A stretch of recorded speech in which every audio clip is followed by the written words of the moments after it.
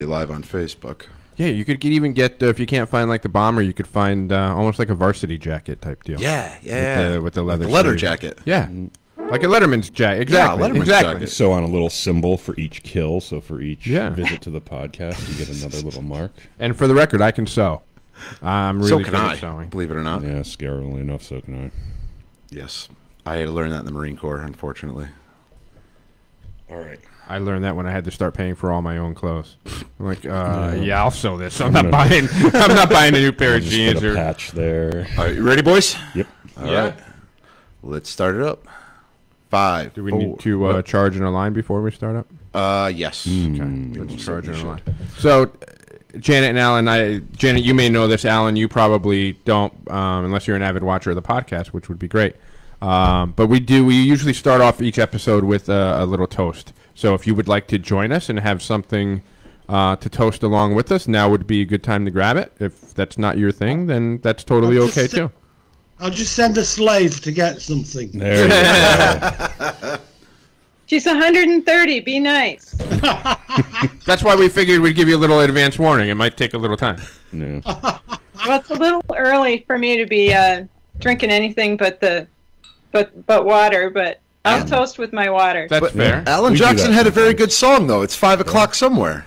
Yeah, that's true. Exactly. 7 o'clock where Alan is, so he's good stuff. 7 o'clock. I'm good to drink anything.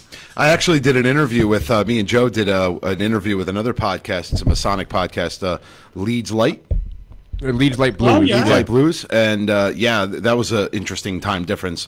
I'm sitting here at, I don't even know what time it was. 3, 4 o'clock, and it was like 8, 9 o'clock over there, and I didn't even realize how much of a time difference it is.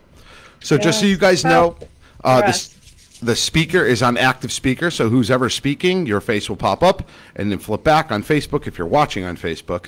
Any questions that come through from the watchers or the listeners, I'll relay to you guys if you're not watching. And the other thing is I will introduce you guys when we start.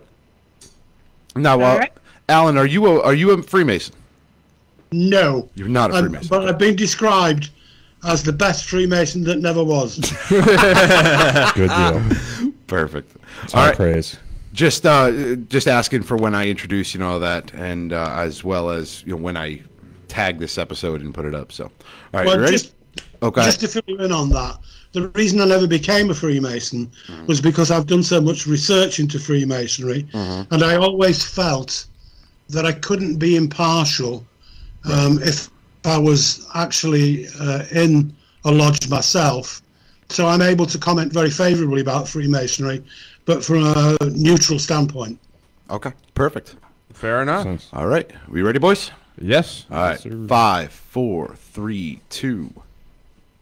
Hello and welcome to the Freemasons Podcast with your hosts, Right Worshipful Brother George Mudry. Worshipful Brother Joe. And Worshipful Brother Ken. He's back. Welcome back, Back in Brother the studio, Ken. baby. And we have an awesome interview today. We have Janet Wolter and Alan Butler, who is going to be talking. They have a new book out.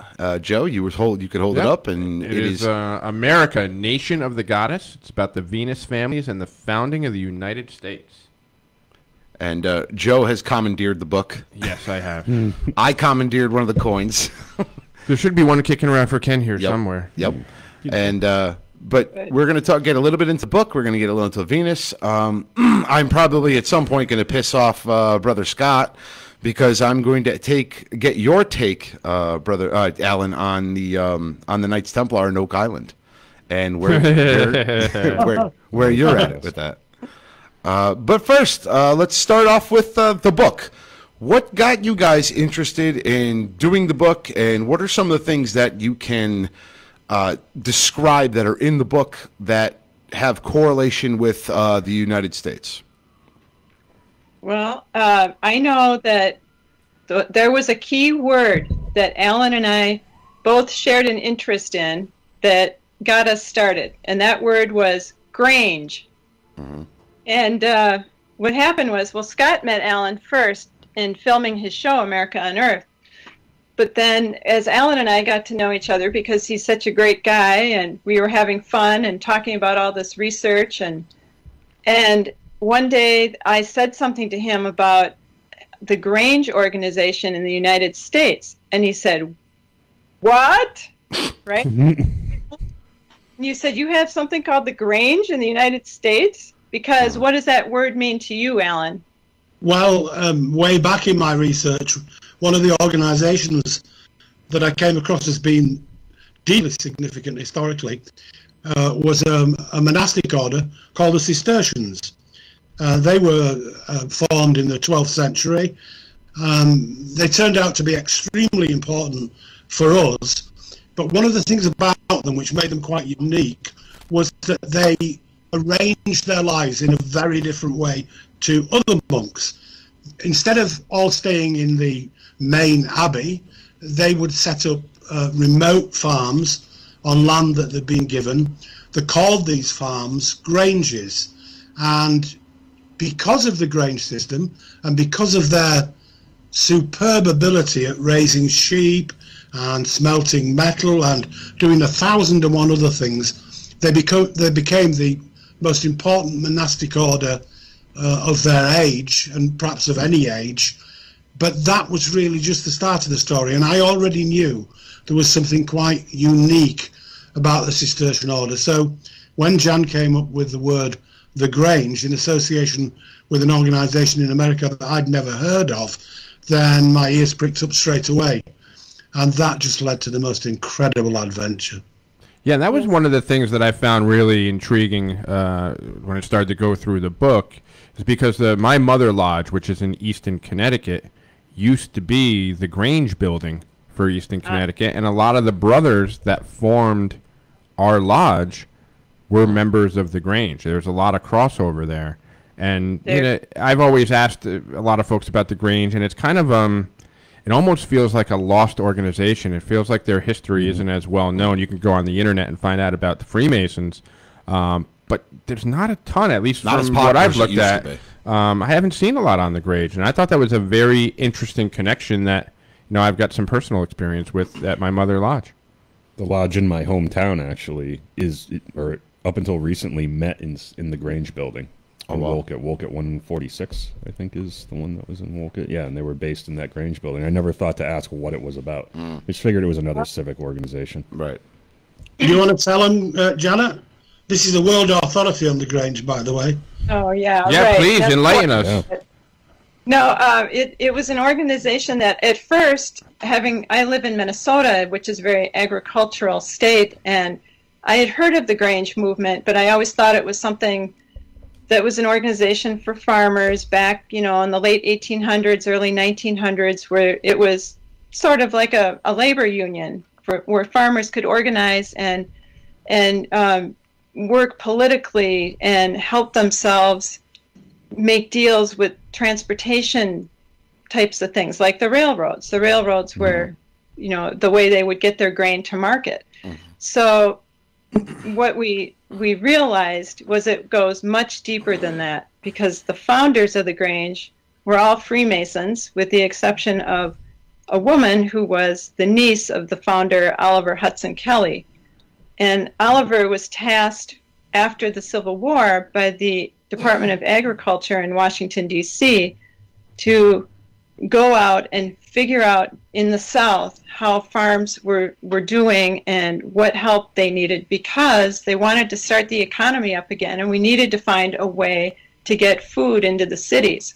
So all of a sudden, farmers had to go from being subsistence farmers to something much more, much higher in production to get that food into the cities.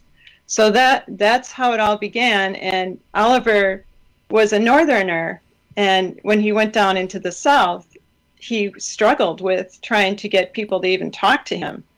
But what he found out was that being a Freemason, many of them were also Freemasons, that allowed him to reach across the fence lines and get conversations started. And they found that these people down there, after the war, were decimated. A lot of the men were killed. They needed help. And so they organized this fraternity, the Grange, or the Patrons of Husbandry, to help with these families, get them working together, get them organized, and it worked beautifully. And one of the key elements of that was that they allowed women to join as well. And in fact, 40% of the officers have to be women in the Grange. Oh, wow. So that was how they got started. And the really interesting thing about it is, when you really get down to the base, and it's not easy to do, the Grange is more Freemasonic than the Freemasons. They hold rites and ceremonies which are not in any way identical to those of Freemasonry, but they're quite closely related. Most of those who officiate are female rather than male, and there was absolutely no doubt in our mind right from the start that when they talked about the great architect of the universe, they didn't call it that, but to them it was always predominantly of a female type, and those officiating at the meetings all had the names of goddesses, the same goddess but in different languages. So we became more and more fascinated, and we found out that one of the people who'd started it claimed to have been inducted into a particular kind of Freemasonic lodge in Sicily, which was really truly ancient and had to do with what were called the Mysteries of Demeter, which were celebrated in a place called Eleusis in Greece long before Christianity came along and well into the Christian era. So the more we discovered about the Grange, the more we realized that it was much more than a simple self-help group. Right. Wow. Very cool. And in the book, again, it's America, Nation of the Goddess, the Venus families, and the founding of the United States. You specifically, and don't give away too much because we want people to go buy the book. Just give enough to pique their interest a bit. But it talks about the Venus families working through the Freemasons and the Order of the Grange in the early formations of America. What can you tell us about that? If Janet will let me take this one to start with, at least. My research goes right back to Stone Age times. A lot of my books are about really, truly ancient history. And from that point back in time, for all sorts of reasons, but mainly because of a unit of measurement, which is called the megalithic yard, and which is 2.722 feet in length, mainly because of that measurement, I started to recognize that there was what I described as a golden thread through the tapestry of time. There was a group of people who had lots of different names, who turned up in lots of different places, but there was a great commonality about them, and part of that commonality was the ritual use of this particular unit of measurement. But there was a lot more besides. There was always philanthropy. There was always exactly the kind of ethos which you expect from Masonic people. And although it was very difficult to associate one group with another, that's why I called it the golden thread through the tapestry of time, because it kept turning up. And one of its manifestations was Freemasonry. And another one of its manifestations, much later, was the Grange. And we find it, and have found it, all over the place. Now, these people, another thing which has brought them together, is their absolute reverence for the planet Venus. Venus, of course, is a female deity, so that's part of it. But Venus also does some very unique things from a geometric point of view when seen from the Earth.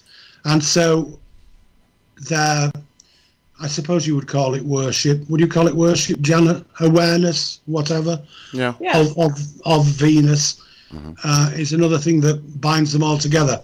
And that's why we christened them the Venus families. You know, it's just I think Janet knows this, but Alan, just for your information, you'll find this quite interesting, but where we record this podcast out of is Morning Star Lodge number 47. Oh, wow.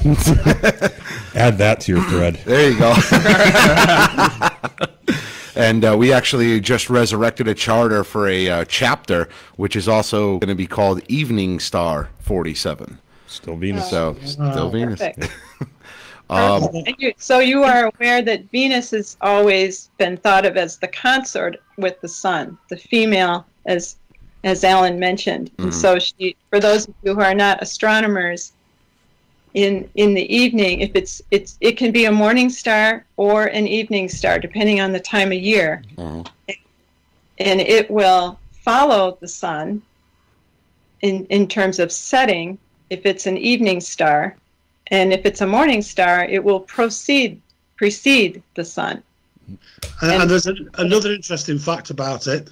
The unit of measurement I told you about, the megalithic yard, which has been used from at least 4000 BC onwards, can only be set to its length by means of observation of the planet Venus. It's a fiercely complicated thing to do, but you cannot set the megalithic yard. Well, you can now, of course, because we have accurate measuring sticks and so forth. But in ancient times, it was impossible. You could only do it by observation and by swinging a pendulum. And when Venus passed between two specific points, while a pendulum swung 366 times, then the length of that pendulum would be 1 megalithic yard. Wow. It's That's just really fascinating. There's so much that to uncover here.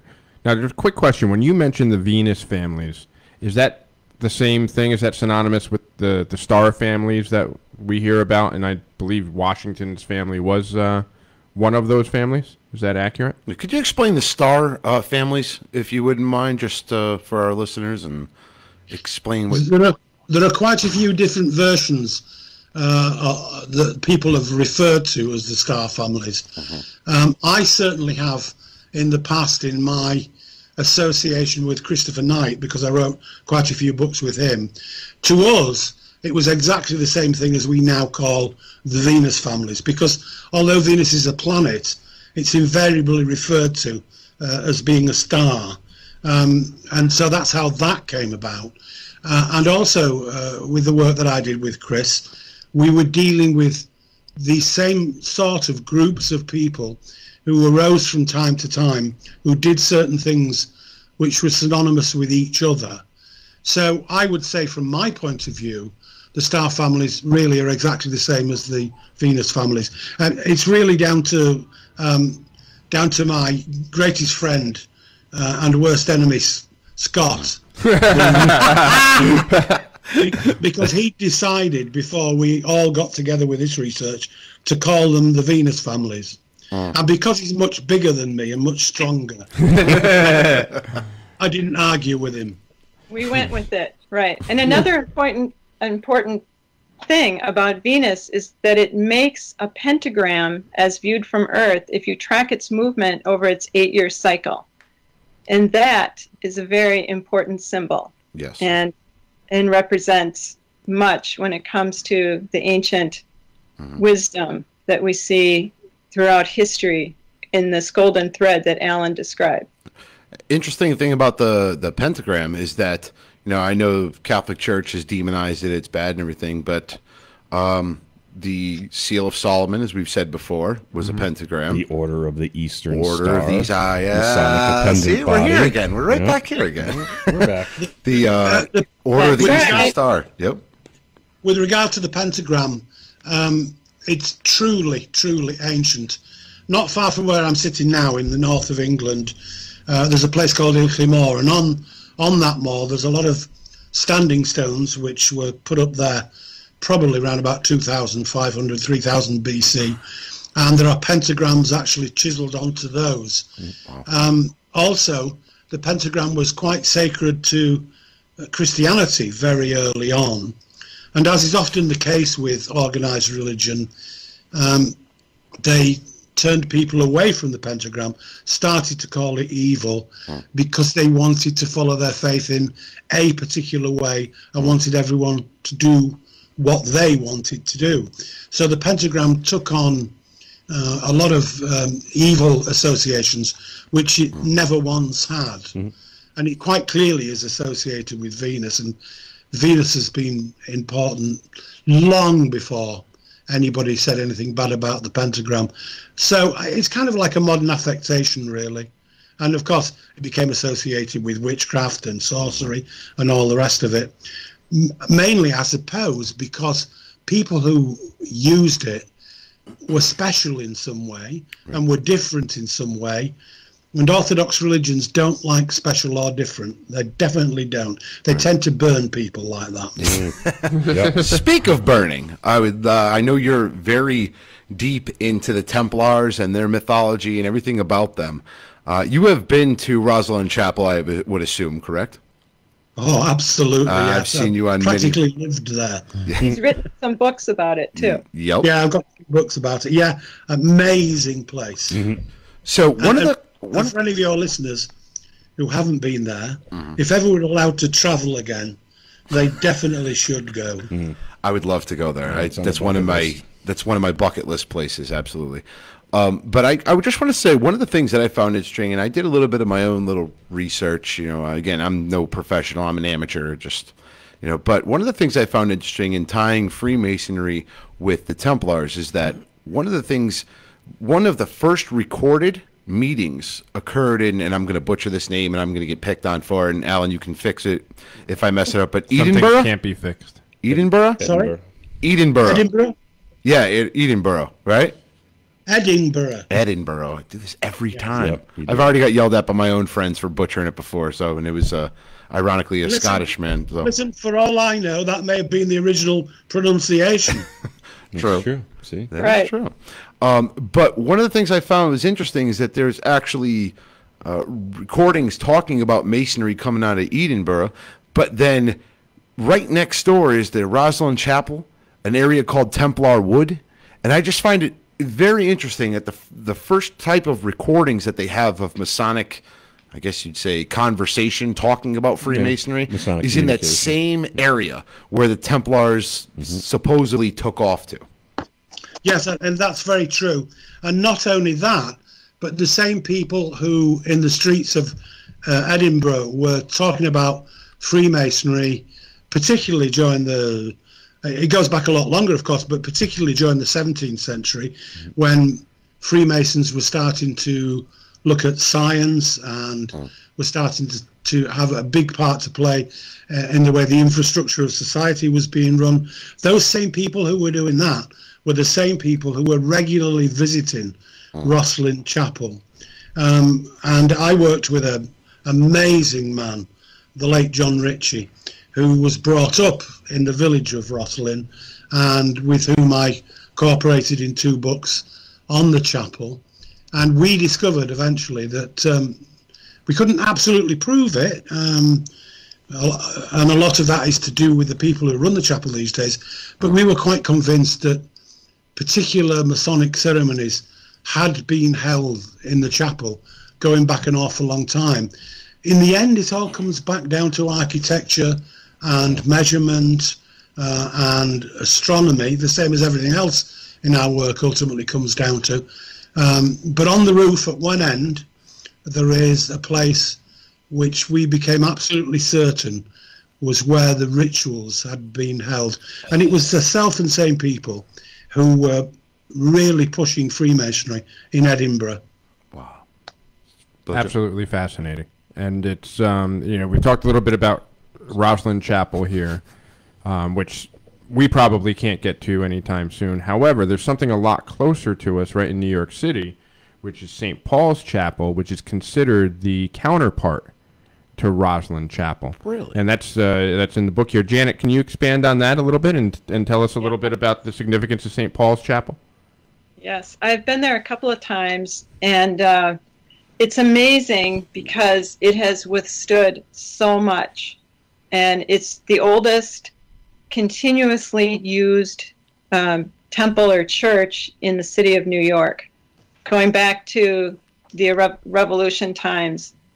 And it's a small little chapel, but some big names have attended there, including George Washington, who went there after his inaugural speech to pray, Ben Franklin, and La Enfant. Jefferson's been there. Wow. Yeah, right. And L'Enfant designed the glory over the altar. Oh, wow. In the chapel, which is an amazing piece of work in itself. L'Enfant is the same architect who designed Washington, the bases D.C. of Washington, D.C. Yep.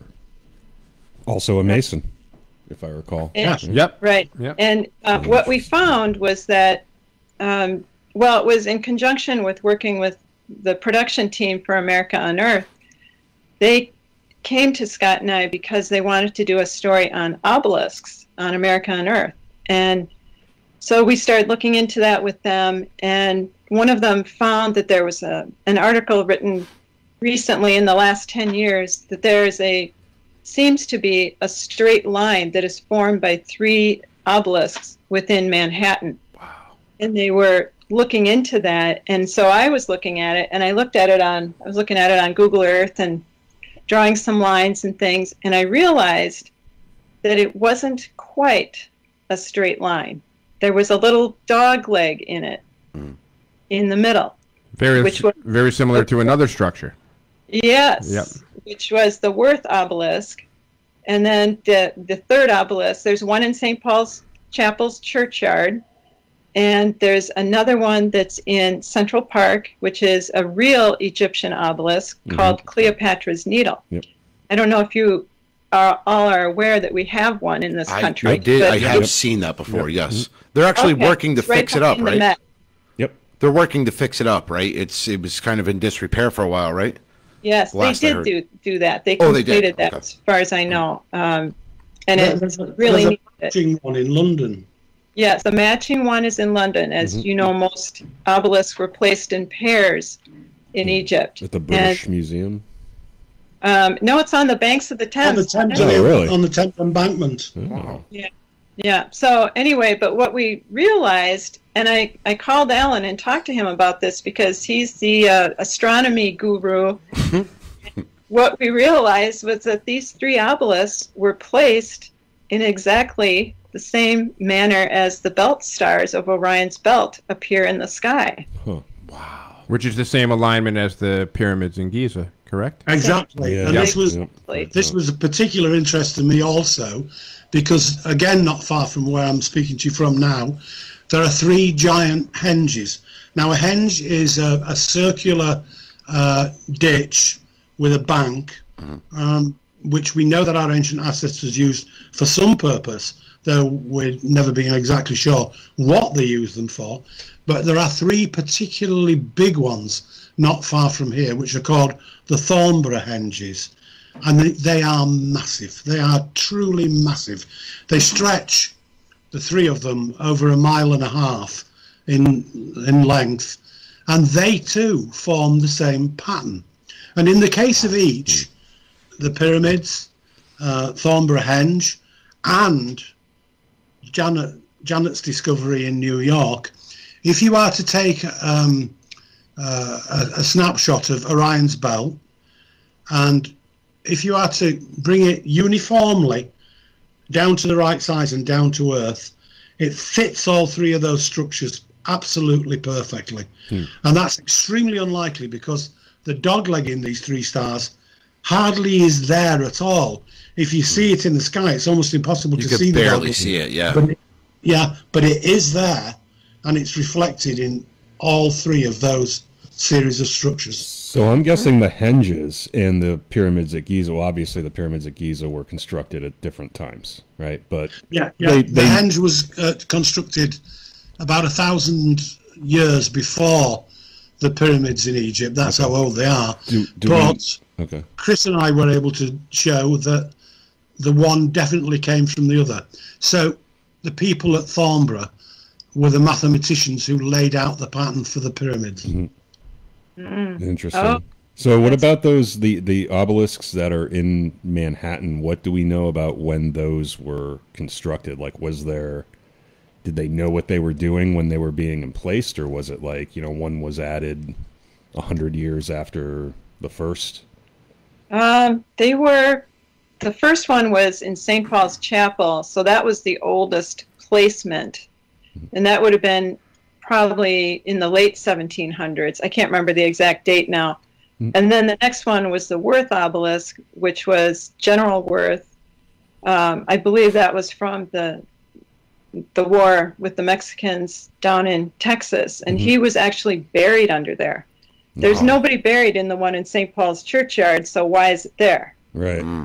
So there was probably some purpose behind all this. The one, which was the most important, was Cleopatra's Needle, and that was brought over by Freemason William Vanderbilt, the railroad tycoon. And because he paid for it to come over from Egypt aboard a ship, which is an amazing accomplishment in itself, he was given the honor of placing it, is how the story goes. Okay. And he knew right where to put it. We have a policy in that we never deal in time, in the sense that the three structures may have been put there at different times. But we know we are dealing with people here to whom time, the passage of time, is an absolute irrelevance. Right. If they want to do something, they don't care if it takes 10 generations.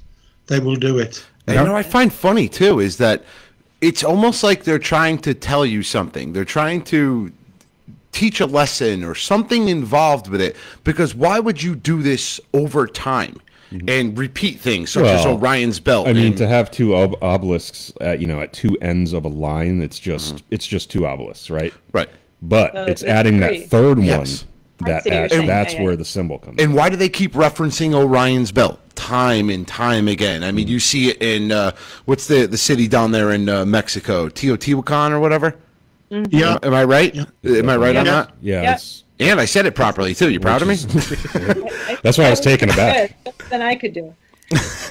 But you see, and that also is aligned to Orion's belt. So it's very interesting and why they keep coming back to certain things. Venus, Orion's belt. It's almost like they're trying to, at least in my opinion, where they're almost waiting for a certain alignment of Venus and Orion to meet. And at that particular moment in time, something's going to happen. I don't know. It's just maybe that's just me. Yeah, there's something to it. We do know part of that story. Okay. There are three pyramids in Egypt, not the three we've been talking about, three older ones, which have script all the way along the inside of them, which are ritual prayers for the dead. And we know from some of the information there that the Egyptians believed that when somebody died, they went in a boat down the Nile. And they did it at a time when the Milky Way, that great band of phosphorescent stars across the sky, when it was making contact with the Nile at the furthest point they could see it. So they said, they called it actually, the Milky Way, they called it the Nile in the sky.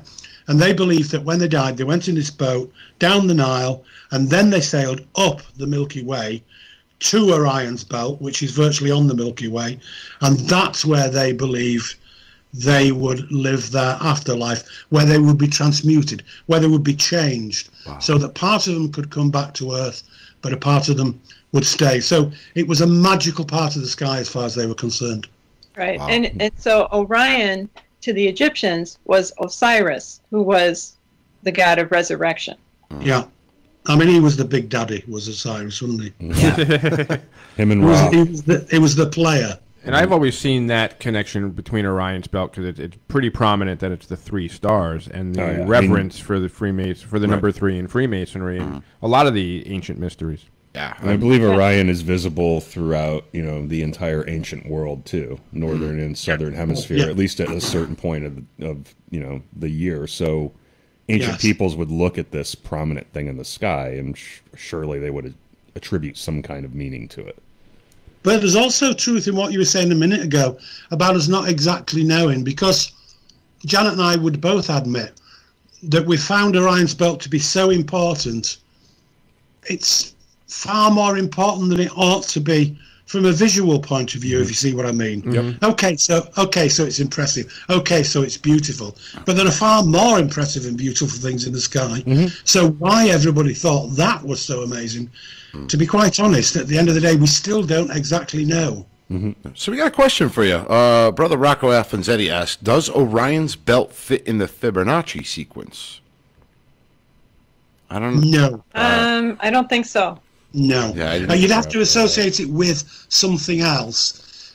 Certainly the gap between the top star and the middle star, and the gap between the middle star and the bottom star is almost identical. And of course 3 is associated with the Fibonacci series, with it being such a low number. But I don't think there is a direct connection. But it's an interesting thought. No. Yeah. I mean, we should double check that. Yeah. Yeah, I didn't know. So that's why I related to Brother Rocco loves the Fibonacci sequence. That's a great one. Spiral, like that's his thing. So I love it too. Yeah. But you had mentioned the Vanderbilts as far as bringing the obelisk over from Egypt. Am I incorrect to assume that they are one of the Venus families?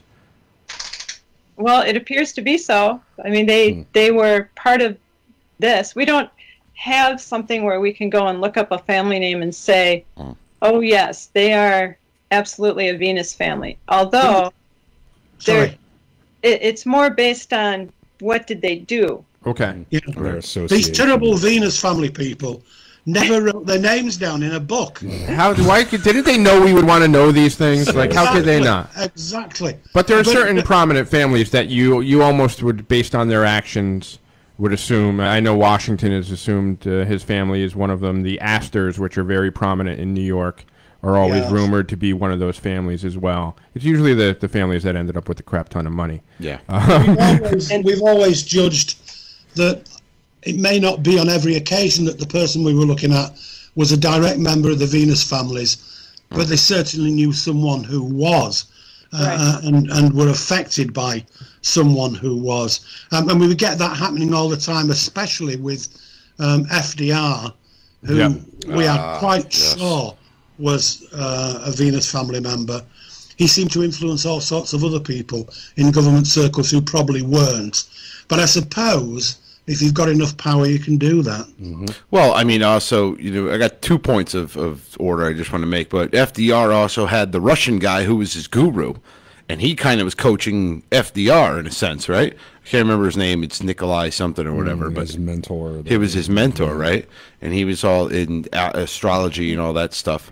And the other thing I just wanted to point out is that it's the other problem you're going to have with, I guess, in your research, maybe you can correct me if I'm wrong, but trying to find out all these things, such as Venus families, or Freemasonry back then was much different than it is today. And these people, if they were Freemasons, or even if they were part of this, quiet organization, be Templars or whatever, they were very secretive. So the last thing they did was write anything down. Right. It wasn't until modern times, and now modern day, we're on podcasts and stuff. But the ancient Templars and the ancient people, they didn't want any recognition. They didn't want their names on anything. And even in Freemasonry today, we teach.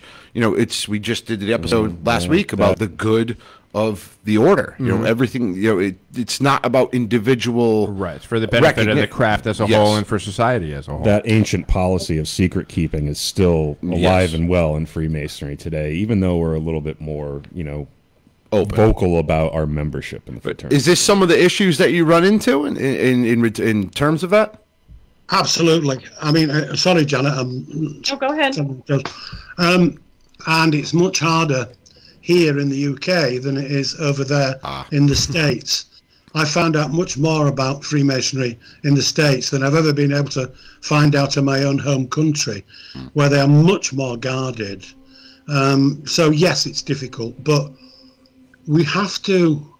The internet has helped us a great deal, because we've been able to get hold of a lot of material which we know is genuine, but which Freemasonry itself has never published.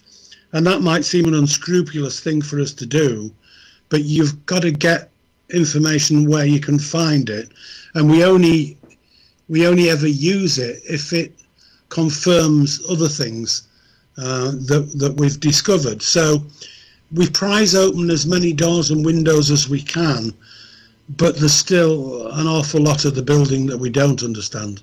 Right. Mostly what Alan and I ended up doing was just following a trail where we got to the point where we were able to start to recognize that this thing or this place could be a sign that the Venus families were at work here at one point in time. And that's where most of our our discoveries were made just by observing things. Yes. And one of those things was, you mentioned the Vanderbilts. Grand Central Station in Manhattan was built by that family. And one of the quirky things that has always bothered people, especially scientists and astronomers, is that the beautiful ceiling that is painted in Grand Central Station of the constellations, there's one that is backwards and seems to be incorrect, and the ceiling has been repainted multiple times.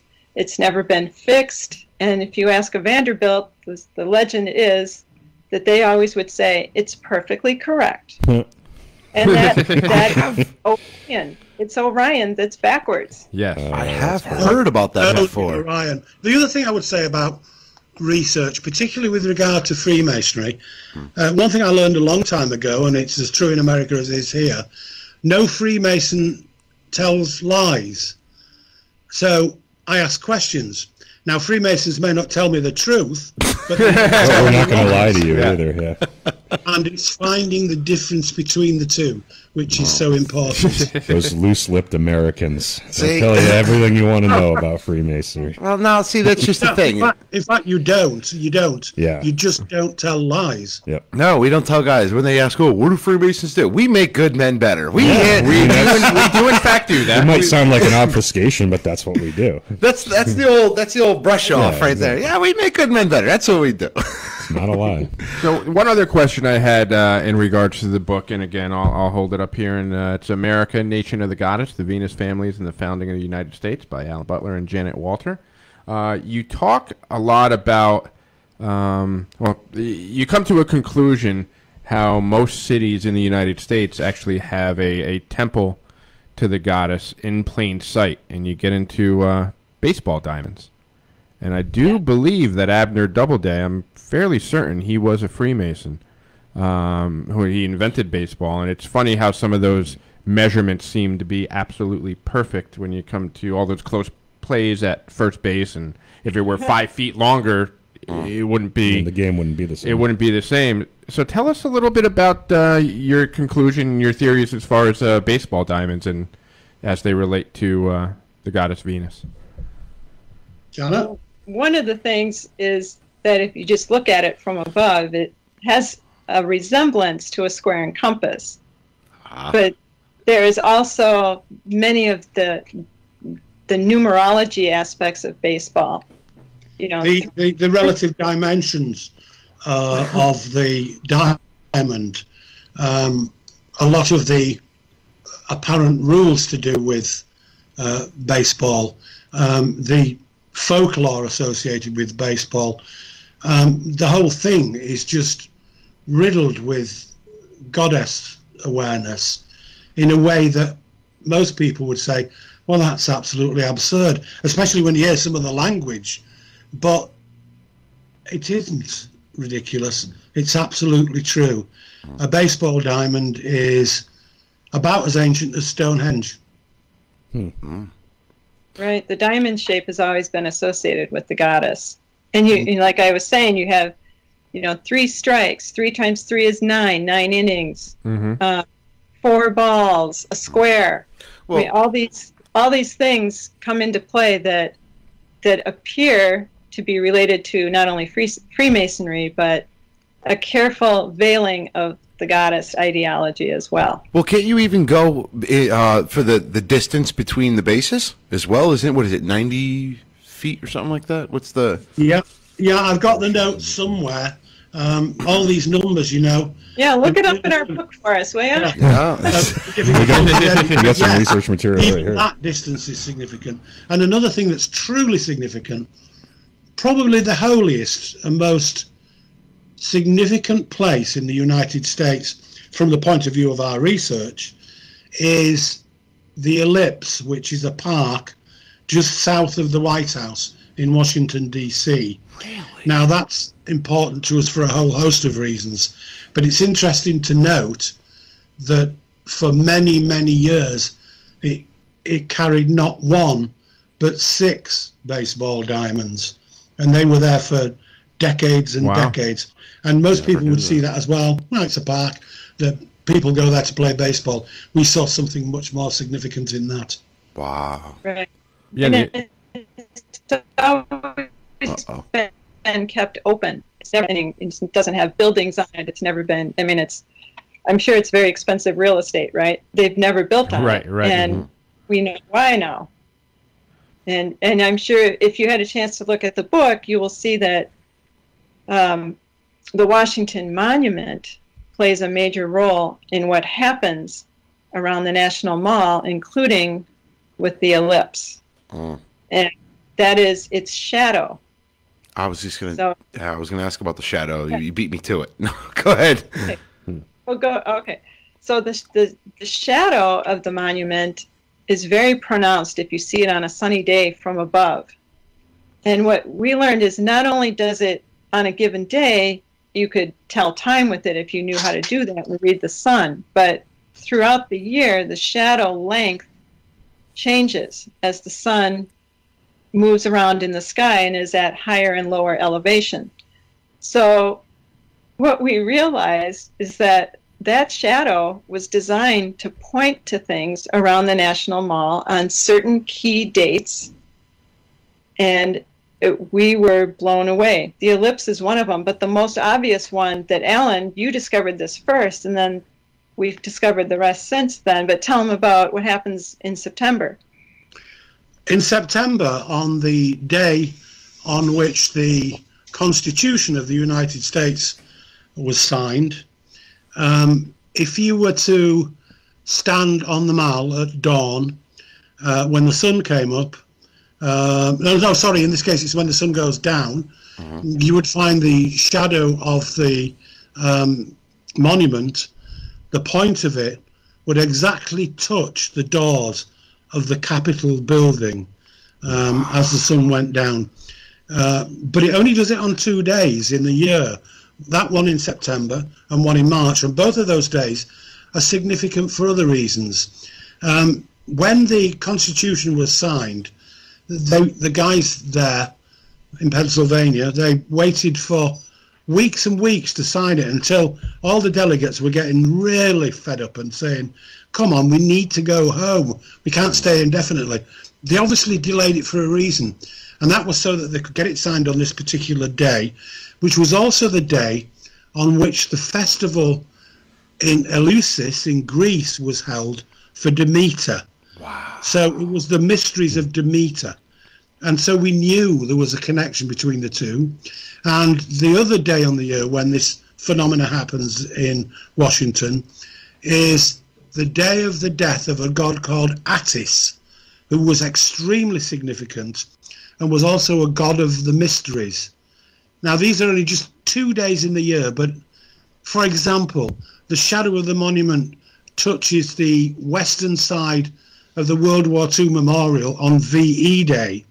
It touches the other side on VJ Day. Jesus. The whole of the Mall in Washington, D.C. was designed and skewed very slightly south of north on the western end in order to allow these things to happen. And the Washington Monument had to be an exact, specific height and placed in a very significant place. In fact, the Washington Monument was moved from the place where they were originally going to put it, clearly for the reasons that I've just mentioned. But when asked why this was the case, somebody said the ground wasn't very secure. Yeah, they blamed it on it being a marshy area or something like that. Right. That's right. Wow. We had a professional look at that, and he said the ground had never been any different where it is now. No, but nice. Gonna put it. But that precision was important. From a mathematical viewpoint, it wouldn't have worked otherwise. That's right. And remember, they weren't doing this with a computer. Right. Yeah, that fascinates me. I think the most amazing thing of all is how they were able to do this is stunning. But we've had people who wrote to us and said, we don't believe this is absolute nonsense, but who then went to Washington and saw it for themselves as Janet did. I was so envious when Janet stood there and saw the sun on the top of the point of the monument, which is another thing that it does on these specific days. And there's a picture of it in our book, and the picture's not doctored. It's absolutely as Janet took it. Wow. Right, and it looks like it's the moon on top of the obelisk, but it was a partly cloudy day, and just the way we caught it sitting up there was because of the clouds, and it was really amazing. So Alan had told me where the shadow point should fall on a day that was a few days before the winter solstice, and I was standing there trying to figure out where the shadow was, but it was hard to see that day. But I could tell I was in the right place because I could see the sun up on top of the monument, and that's where the shadow tip should be. So we had to go out in the field because my scientist husband said, you guys can't just do all this based on computer models. Yep. You have to get out there and prove it in the field. And I'm like, well, you're right. Come on, let's go. Because Alan couldn't go right then. It was too close to Christmas, and it just didn't work out. But Scott and I went, and we saw it, and it was amazing. So shadow was creeping toward the ellipse, right where it was supposed to be, based on the computer modeling. And Alan, tell him what happens on the winter solstice. When it grazes the ellipse? Yes, when it grazes the ellipse. Yeah. The ellipse, all of this is to do with birth and death and rebirth. Everything that we've discovered comes down to that at the end of the day. And quite often when you get an ellipse in the language of these people, it can represent the egg, the divine egg, but also the female egg.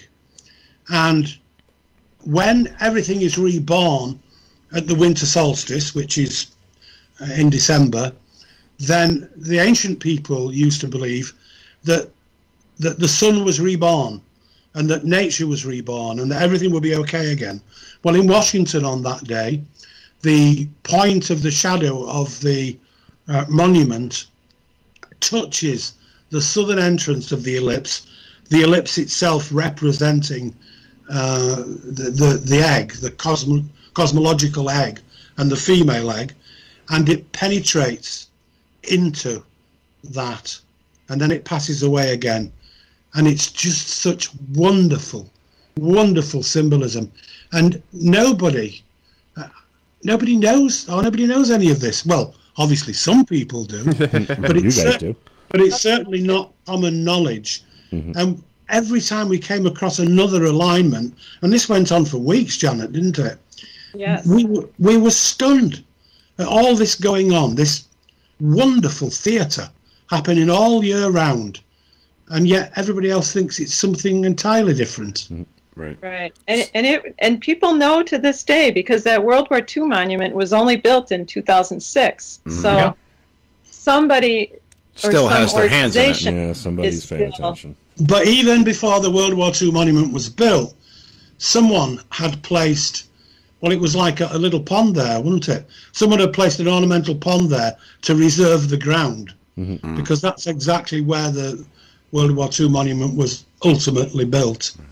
Right. So, right. I mean, Joe, the precision in mathematics is incredible. I just have one thing I just want to just add, but Joe, maybe could you just somebody asked what the Kenny Stillwell asked, what's the name of the book? The book again is America, Nation of the Goddess: The Venus Families and the Founding of the United States by Alan Butler and Janet Wolter. And you were passing around the book, Joe, and you showed the picture that Janet had taken of that particular moment in time where you caught it, where it was the sun, correct? It was the sun and the moon. Yeah, the sun on top of the Washington Monument. Right on top of the Washington Monument. And the minute Joe flashed me the picture that you had taken, the first thing that popped in my head was, that looks like it came out of Egypt. Yeah. That looks right. Well, obelisks. No, but I'm saying, like, you see, like, hieroglyphs. Like in a hieroglyph or a stone carving, yes, or stone carving like that, of a very similar image, I guess you could say. That was pretty.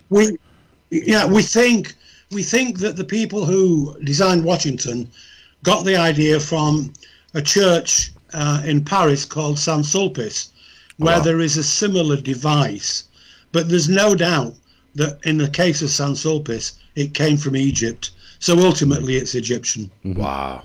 Yeah, there's all kind of fascinating pictures and diagrams in the book here, and my first inclination was to show them up on the camera here, but I want people to actually go buy your book. Yeah. Yep. So Well- if you want to see those things and learn more about this, again, you go buy the book. It's America, Nation of the Goddess, the Venus Families, and the Founding of the United States. And Janet, where can you find this book if you were looking for it?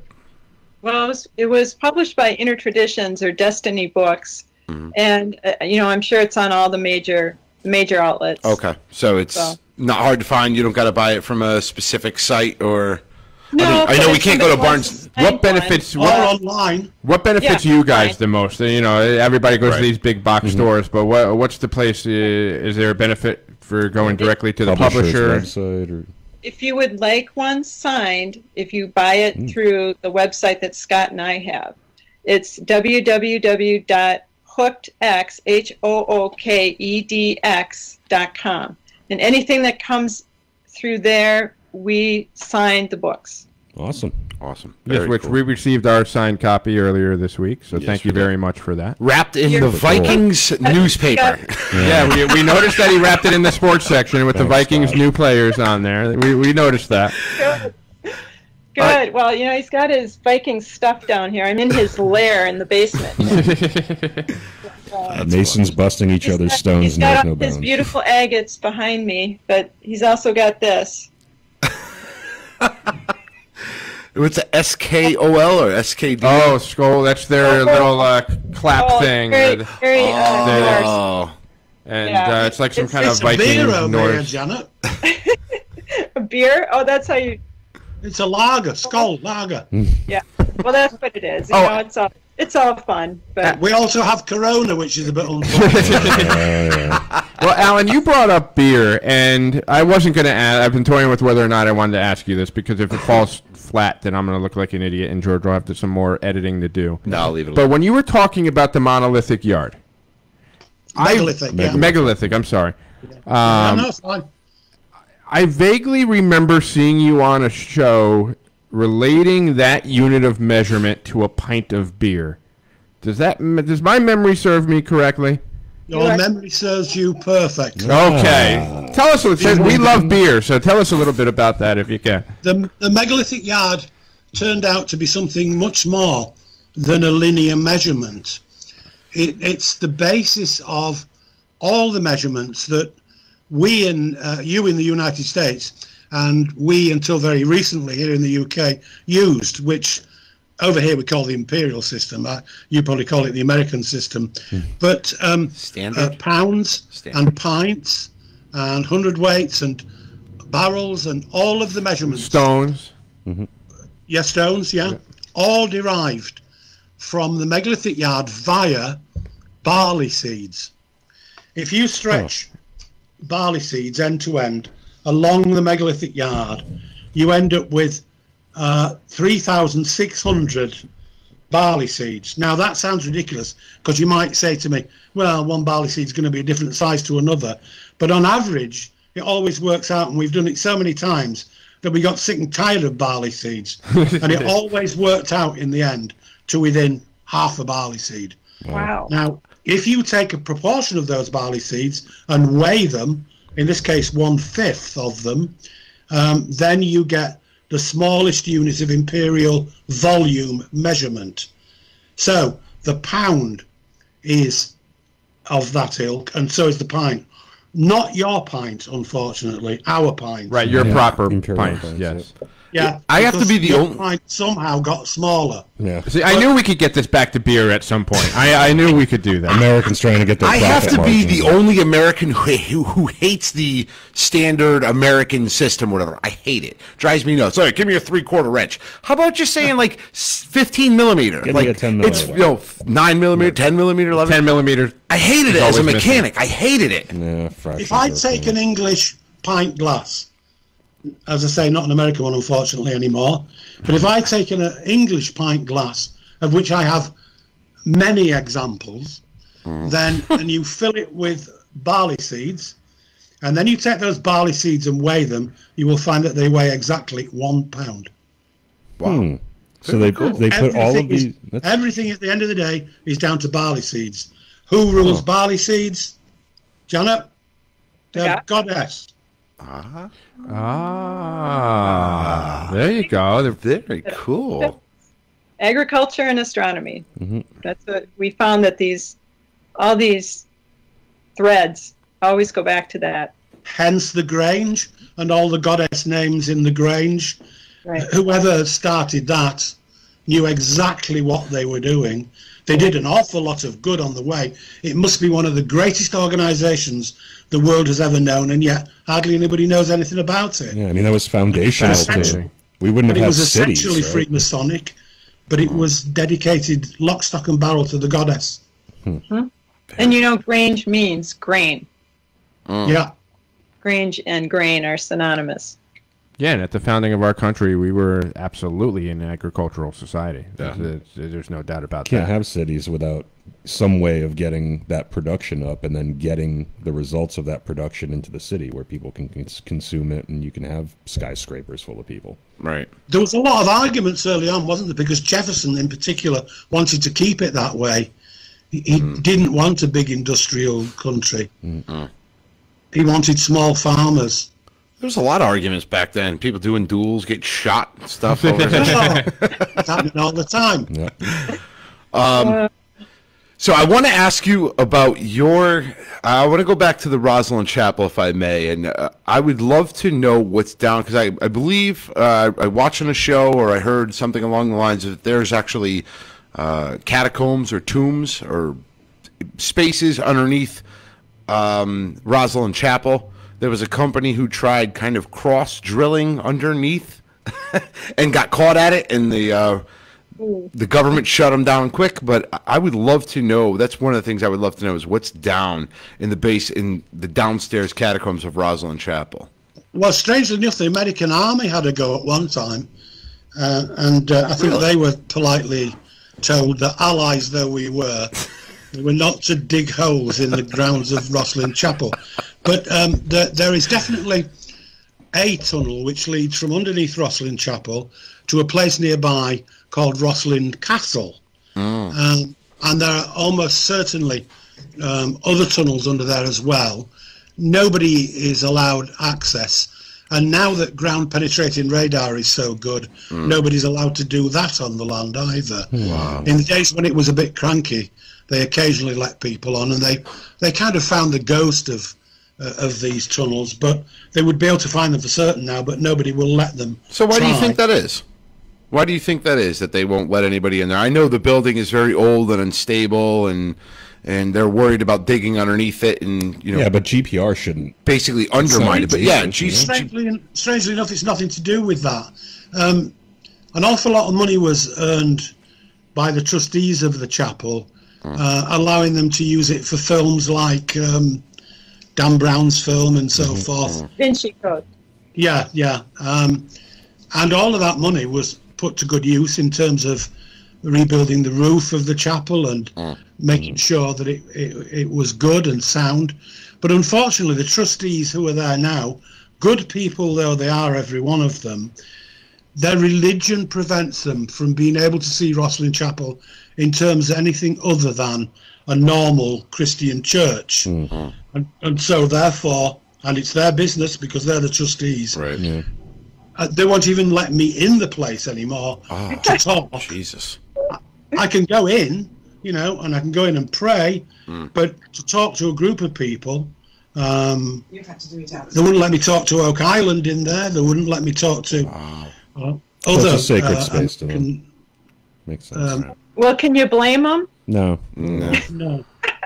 Their heart's I in the can't. right place. And I love them all to bits, and I don't blame them, but they have their beliefs and we have our research, and unfortunately they don't always converge. No, Correct. it's very different. I mean, it's a very ancient faith that carefully veils the goddess, but she's always there. Yeah. And if you look for her, you can find her, including in Freemasonry. Yeah. One of the things I seen, we had a guy come to one of our lodges a long time ago, and he showed, I guess it's on the outside of the building, but it looks like I guess you would say a monk or a priest, Clergyman.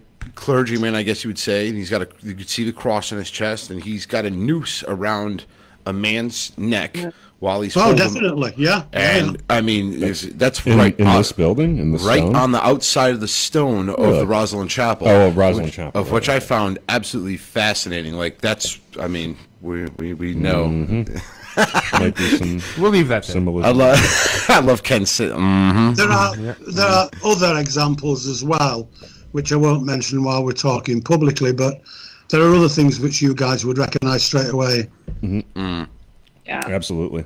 Yeah, I would love to go there. And the architecture of that building is just stupendous. Like, it's a beautiful, beautiful work of art, in addition It's to being a very It's sacred strange, space. isn't it, that it's full of Freemasonic symbolism. Oh, yeah. But it was built in the 15th century. Mm-hmm. And according to the British authorities, Freemasonry didn't start until the 18th century. So somebody's got something wrong somewhere. Yep. So we're gonna take one more question from one of our listeners, and then I would to if Janet, if you want to bring Scott in, because I want to have a go with him at the Oak Island thing. So I'm gonna ask Alan what his Oak Island lightning round. You'll just love that. Yeah, we'll make sure he's present so he can get fired up. Don't make me say anything about Oak Island. They haven't paid me yet. hey. Still waiting on Janet, that if he check. wants the jacket, we're gonna make him earn it. All right, I like I'm it. joking. We'll take bets on how long it takes for him to jump in and say something. We'll direct it to Alan, but see how long it takes Scott to jump in. So Adam Okay, Stoddard. yeah. We'll see if he can hold on. Adam Stoddard asks, any Knights Templar stuff in DC that you guys have researched? It's very difficult to specifically pin anything down. There is no statuary, for example, which can be directly attributable to the Templars. But the main themes of the architecture and of the numbers tell us that the Knights Templar were of the Venus families, and whoever planned and built Washington, D.C.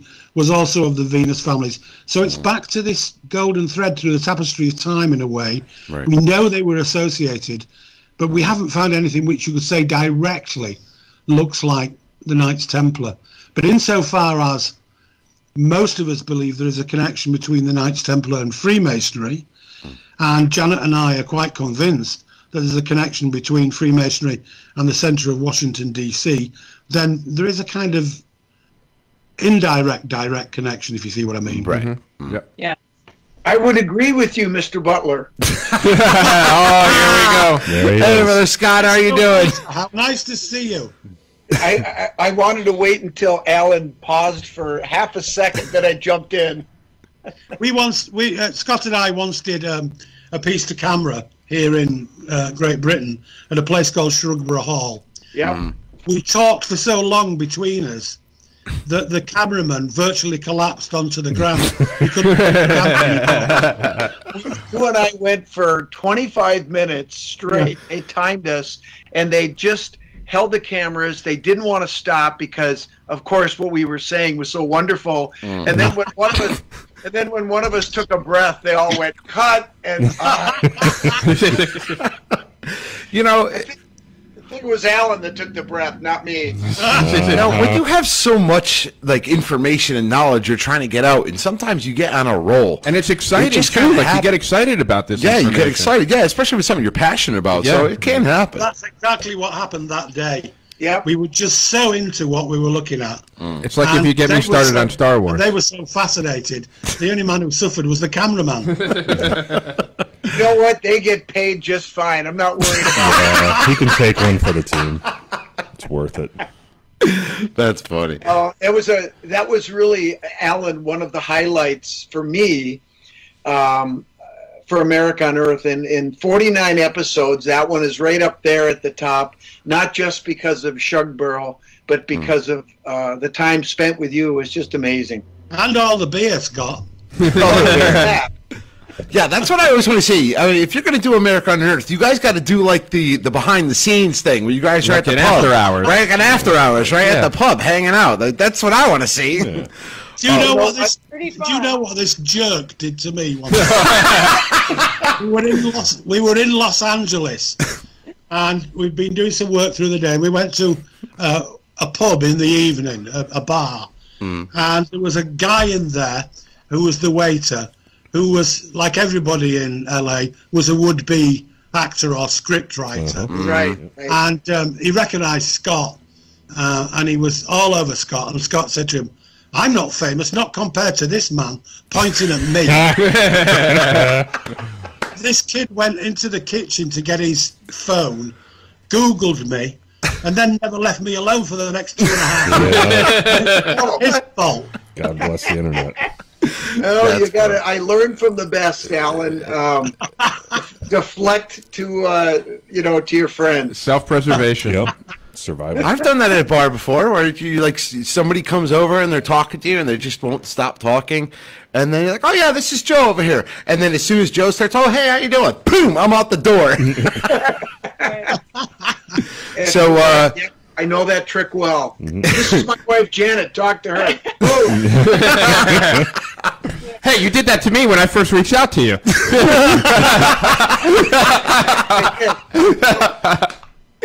That's so fun. you guys had a question for Scott.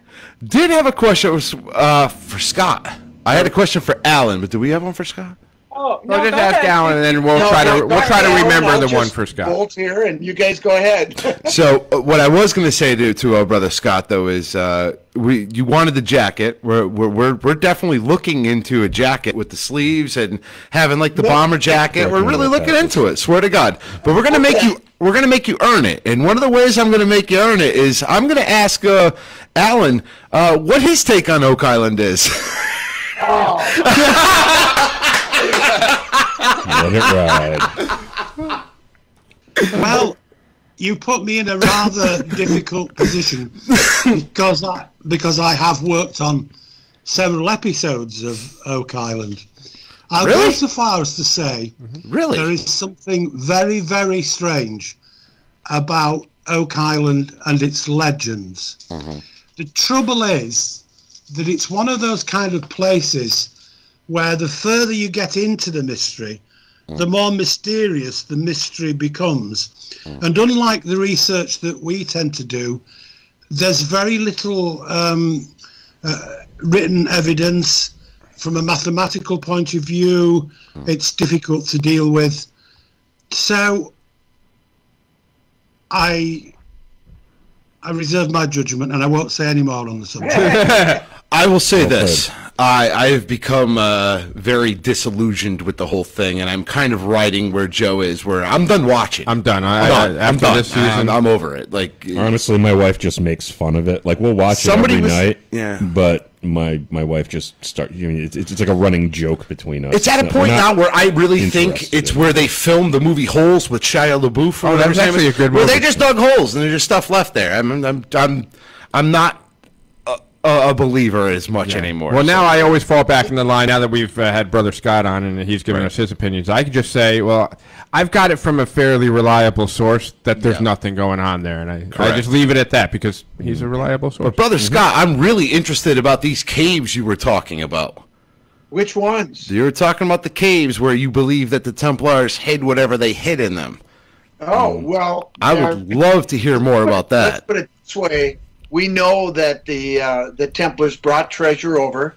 We know that a lot of it was recovered, not all of it. Some of it is still out there, we think. And, what better place to hide something than in a cave, especially if it's being guarded by your native brothers. And it's secret. It's in a very remote place. And we think that there's still some of those caves out there, and we're looking for them. And I think eventually we're gonna find them. So I have another question for you. Janet was talking about going to DC and checking out her alignments and everything. And did you have to eat crow when she was proven correct? I said that you made us go check the field. We had to go out in the field. Well, no. Actually, it had nothing to do with eating crow. It had to do with being what I believe is a good scientist. And Alan and Janet worked very hard, very closely for a long time, to put this stuff together. And it was brilliant, really. And I would stick my nose in when they asked me to. But when it was all said and done, they came up with this amazing hypothesis and theory that made perfect sense.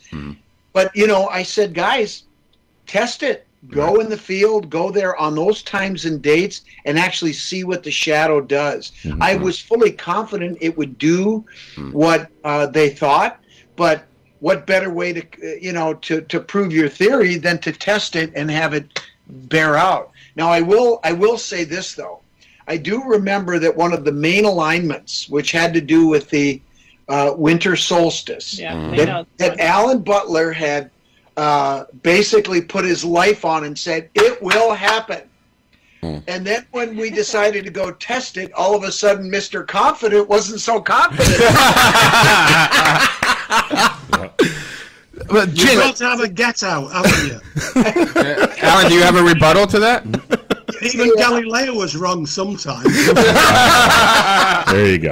But Janet, that must. Alan had nothing to be worried about. It was spot on. Right. That's right.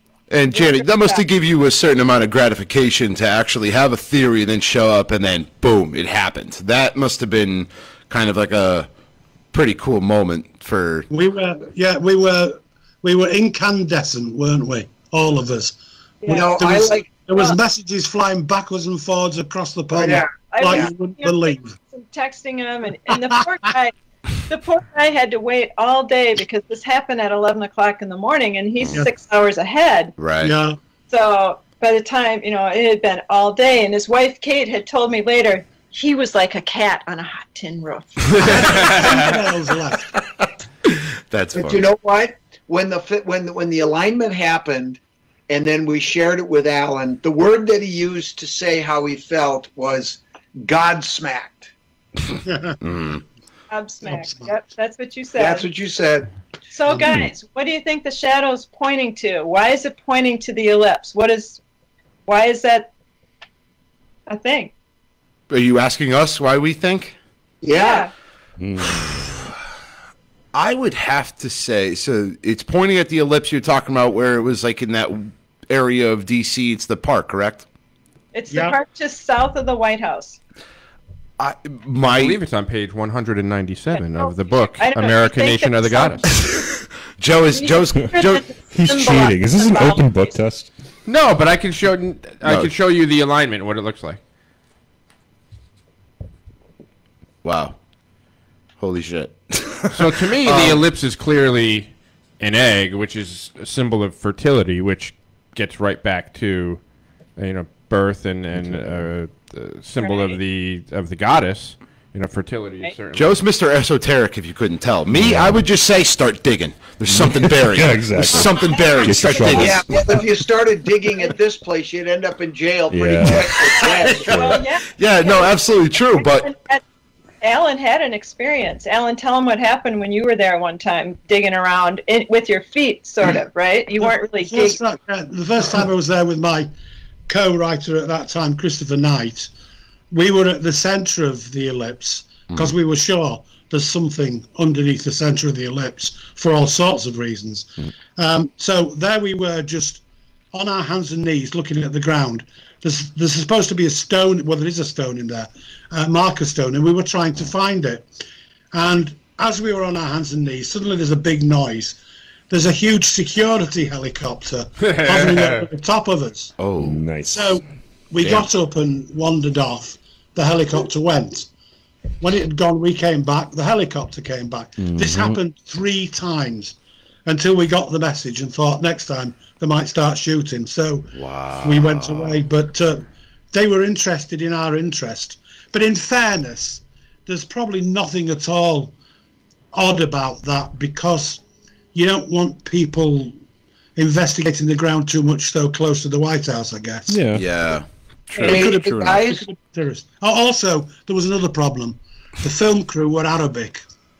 Oh, that could be, yeah. Yeah. That may have had something to do with it, Yeah, but hey, That might throw that's some triggers. I mean, security's pretty tight around there. I can It is. kind of It is. hey guys, let me tell you something that happened that is directly connected to this conversation. About probably 2.5, 3 years ago, I was contacted by a guy who worked with the Park Service police in Washington, D.C. And he was a fan of the show, and I ended up going out to Washington by myself a couple of years ago, and he took me up in a helicopter, and we buzzed all around D.C., and it was fantastic. Mm-hmm. But I asked him, I said, is there anything under the ellipse in D.C.? And he said, absolutely there is. And he said, I can't tell you everything, but what I can tell you is that in the movie National Treasure, you know how they had, there was that one scene where the president escaped and Nicolas Cage's character, leads them out. Oh yeah, the Book of Secrets, the second one where they're going underneath the tunnel. There was this escape thing. He said it's analogous to that, so that if there is ever a nuclear attack or some type of a national emergency, they can get people out, and that's one of the ways that they get out. I said, is there anything else under there? And he said, he made it very obvious that there was, but he didn't tell me what it was. Well, see, I have a theory just talking through all of this stuff. The Washington, D.C. has always been referred to as a New Jerusalem of sorts. Right. And we know that the, certain artifacts, including the Ark of the Covenant, have left Jerusalem or current modern-day Israel and gone to other places. Perhaps something of some type of relic of that nature is underneath. Well, there. let's put it this way. You mentioned the Ark of the Covenant, and all I'm going to say is, what if the secret of the Ark of the Covenant isn't where it is, but how to make one? Yeah, we've had this discussion with Brother Scott before. Also, if you want to find an Ark of the Covenant, even if it's not necessarily the Ark of the Covenant, Janet and I are pretty sure that you will find one underneath the National Cathedral in Washington, D.C., which we've only really just started to uncover as being one of the most remarkable buildings imaginable. Really? Yeah. It's an exact copy of a 14th century Gothic cathedral of the type that was built in France. And the altar, the stone from the altar, comes from the Holy Land. Some of it from Jerusalem, and some of it from Mount Sinai. Really? I did not know that. I did not know that It's either. the most incredible building, isn't it, Janet? It is, and it has a moon rock in one window. Yeah. Really? Yeah. That I did That's know. awesome. I didn't know that I either. do believe there's also like a carving of a Darth Vader head on one of the gargoyle heads or something like that. Oh, and Mickey Mouse. Seriously? and It's accurate. a bunch of- It's factual. Seriously? Yeah. He's looking at me like I'm like It's- insane here, but back me up on that. Oh, go ahead. No, I was gonna say George's looking at me like I'm insane here, but back me up. That's actually those things are actually there. Really? Oh yeah, absolutely. And I know this because I worked on the cathedral after the earthquake happened about 3-4 years ago, and some of the it was damaged during the earthquake, and some of the stone we actually looked at in our laboratory, and it was Indiana limestone is what they used for most of the stone carvings. It's very detailed. Fine-grained and holds detail very well, but there's absolutely Mickey Mouse up there, Darth Vader, and other modern well-known characters. I don't think they're going to let us dig there. No. I suppose I was about to say challenge accepted. In the but- 14th century, they will have carved their equivalent of Right. Mickey Mouse onto these Yeah. places. So cultural symbols. Could you just imagine me and Joe showing up, shovel on her shoulder, just Yeah, you and Joe, I could imagine. So the joke's on us. All these carvings I'll be that safely outside of prison, thank you. but the joke's on us. All these you're about carvings to- at Rosslyn Chapel could be that period's Darth Vader and Mickey Mouse. Well, I think that's Alan's point, and I think he's 100% right. Yeah, and the Gothic cathedrals were pretty special. They were Absolutely. much different. Nothing like them had ever been done before, and they were the engineering marvels for the day. My goodness, they may as well, they may as well have been brought by aliens. They were so different. So we got to call Giorgio next. Sorry, have you been on that show too, Alan? Have you been on the? They appeared within a generation. It was just incredible. And built by whom?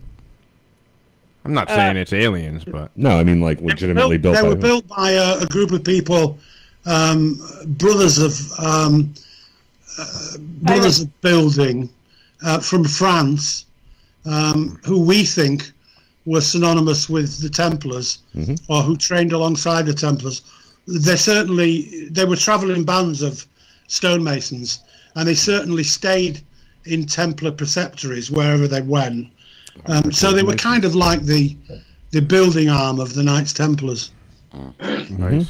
All right, so we're getting toward the end here. So I want to ask, what's your next project for you, Alan, Janet, and Scott? What's your next project? What's the next thing you're going to be researching or looking into? Janet and I are working on our next book. Awesome. Which takes the story as you have it in the book you've got there. And because, as often is the case, when we got to the end of that book, we hadn't got to the end of what we'd found. We just pushed on and pushed on. And now we have even more incredible stories to tell, like about the cathedral, for example. And also, we want to mention specifically what we were talking about earlier on in this conversation, how Freemasonry started, modern Freemasonry started, in buildings on the streets of Edinburgh and other places in Scotland, how it came about, why it came about, and how it's related to the Venus families. Is that a good précis, Janet? Yes, I would say so. And as I mentioned earlier, we keep finding signs and symbols that indicate that the Venus families were very much a part of this whole development of Freemasonry as well, because if you guys pay attention, and I know Scott has paid attention in ritual, that he also feels that the goddess is there, carefully veiled, always protected, but always present. No doubt about it, 100%. And I will tell you this, guys, the last Masonic anything that I attended was a Knights Templar, the final Knights Templar degree in the York Rite, and Order of the Temple. and I had the honor of doing the sword lecture, which was pretty profound. Yep. But I will tell you that there was one other lecture that was the final lecture, and let's just say there was a reference to the morning star. Ah, yes, that would be the baldric, and that is my specialty. We know the one. Yep. We know. All right. Well, if that's not a reference to Venus and the goddess, I don't know what is. Which is, strangely enough, is where this conversation started. Yes, it did. In that lodge that you guys are in. Yeah. Or you're reconsecrating your lodge as the Morning Star Lodge or something? What did you call it? No, our main mother Masonic Lodge is Morning Star Lodge number 47. There used to be a Royal Archmasons chapter, which is so the 3 degrees of Freemasonry. Basically, they tell you the story, Hiram Abiff and all that stuff. You go through that, but then the chapter used to be, well, Part of the York Rite. It kind of extends the story of what happened after the Master Mason degree. So I just got the green light that we are now a chapter under dispensation from our grand chapter, and we chose the name because The original name was Evening Star chapter number 47. Okay. Well, Morning Star, Evening Star, you're still talking about the same thing. Absolutely. Absolutely. I actually thought that was quite interesting when I found out that this was called Evening Star way back in the day. I'm like, wow, well, they're just going right along the lines there. Do something. By the way, guys, the Evening Star right now is as bright as she's going to be for the next 8 years. Actually, the closest that Venus gets to Earth was on May 4th, but she's still bright and beautiful as an evening star right now. The only downside is as the days get longer, she has a chance to descend before you can really see her. About a month ago, she was so bright and beautiful earlier and higher in the sky, obviously because the days were shorter, but she's still out there and she's still gorgeous. If your star or your sky is clear, you could see her tonight. Actually, it was pretty funny. I have to give you a little bit of credit, Brother Scott, because I was outside a couple days ago with my kids, and we were doing a fire outside or whatever. And my son says, "Wow, that star is so bright." I'm like, "That's not a star. That's Venus." not a star. He goes, "How do you know?" I said, "I know." Freemason. So, Can I show you guys something that to me is one of the most beautiful images I've ever seen? I found it recently, and I'm just going to put it up here. oh wow. Okay. Now, obviously, you know, the colors of Mary Magdalene are orange and green, right? I didn't know that, but I do now. And you see her arms and her hands are making the M signs. Yeah, wow. Double M's. But there's something else more significant. There's more going on in there. But do you see that crescent? I was going to say, that looks like an ellipse on the bottom there. Yeah. Well, what most people don't realize is Venus is actually a crescent. It goes through phases like the moon. Oh, no. It has Okay. phases like the moon, but it is always a crescent because its orbit is inside of us. So we're never going to see it fully illuminated unless it's on the other side of the sun, and then we can't see it. Yep. But my point is that when you see images of crescents sideways like this, it's typically the moon. But if it tips her up, it's her. No kidding. Oh, I did not know that.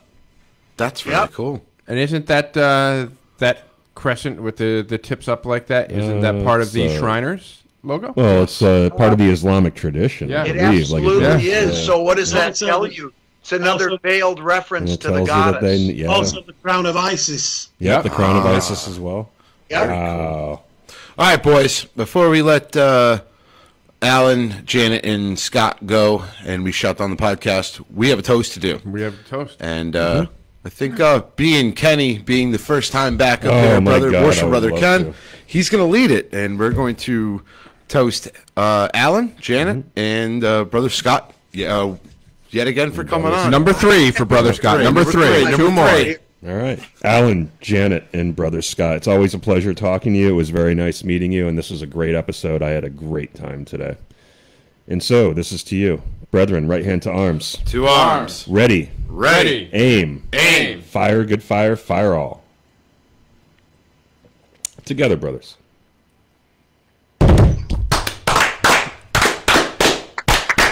Vivat, vivat, vivat. All right.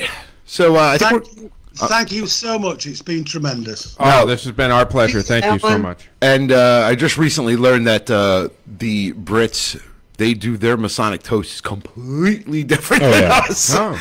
So that No was doubt. kind of Oh, interesting. absolutely. Absolutely. Now, Brother Scott, just one thing I want to throw out there is, so this is number 3. On 5, you get a jacket. You know that jacket